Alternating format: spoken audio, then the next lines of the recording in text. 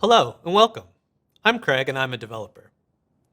Java is a programming language that was introduced way back in 1995. Due to its age, it has evolved into a very stable platform with a large toolbox full of reusable solutions.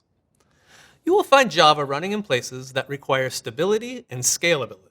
Therefore, large business apps like Gmail, Twitter, hospitals, and banks, they all rely on Java. Google's Android has chosen Java as its main programming language.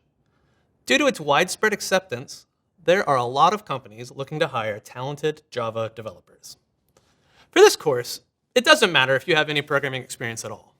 I'll be introducing you to some very common tools available in almost every programming language that you might encounter. We'll be doing our exercises in Java, and I'd like to ask you to attempt to view this almost as you would as if you were attempting to learn a foreign language. I'll introduce you to the rules or the syntax of the language as you need it, and we'll discuss the oddities that you might encounter. As we go through different parts of this course, you'll start to recognize words and concepts in other parts of the language, much like you would do in language immersion.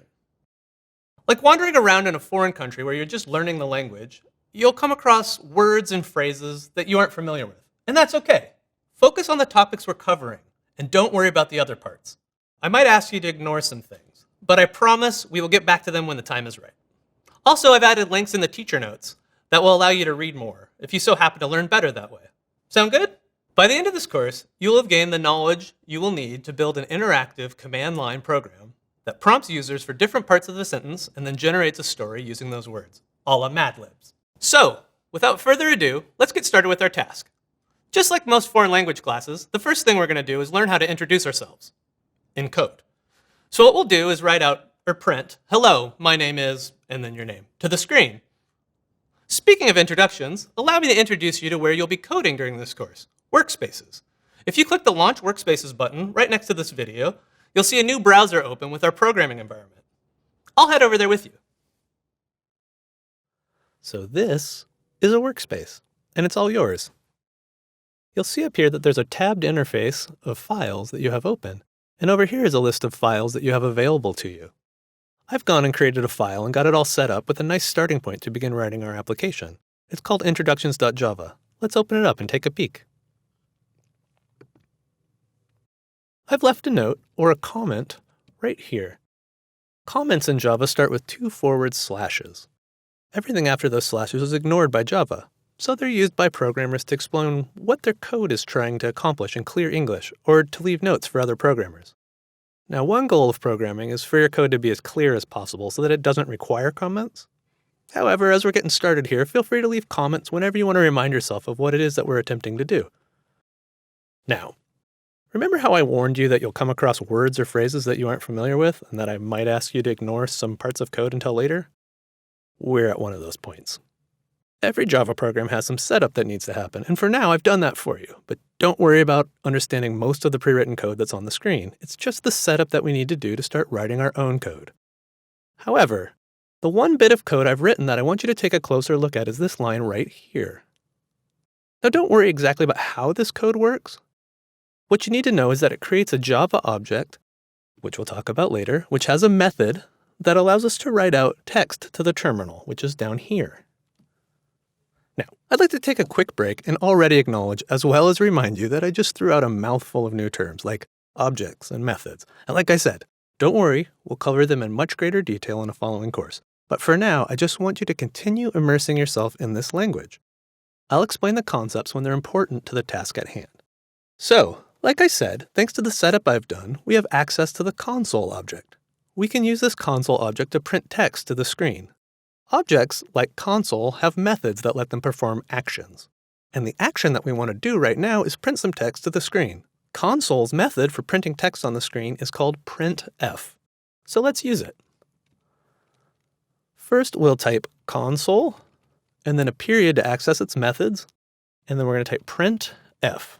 We're going to call the method by doing open parentheses, and then we're going to do double quotes and write the text out that we want to write. So we're going to say, hello, my name is Greg. We're going to end the double quotes, and then we're going to end the parentheses, and then we're going to put a semicolon to signify that the statement is complete.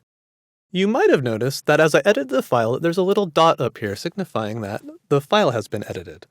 I'm going to go ahead and I'm going to save from the file menu. I'm going to click File, and then I'm going to click Save. And you'll notice that in the future, you can use Command S or Control S on a Windows. Okay, so let's see our code in action. Now, Java is a compiled language, which means that we have to run a compiler program to turn our human-readable Java code into computer-readable code before we run it. So, let's compile our introductions program.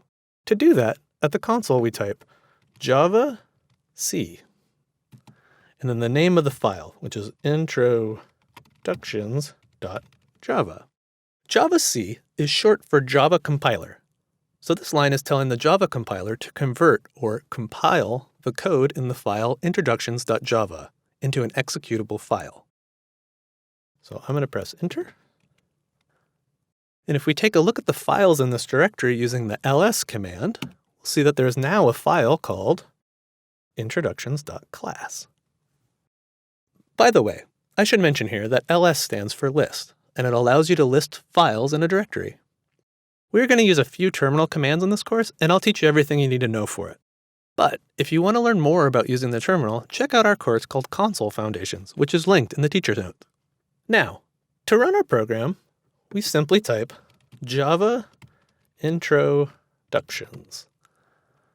Now notice the command that I typed here is Java, not Java C.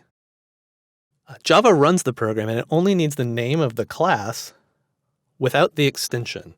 Java C required the .java and Java does not. So I'm going to press Enter.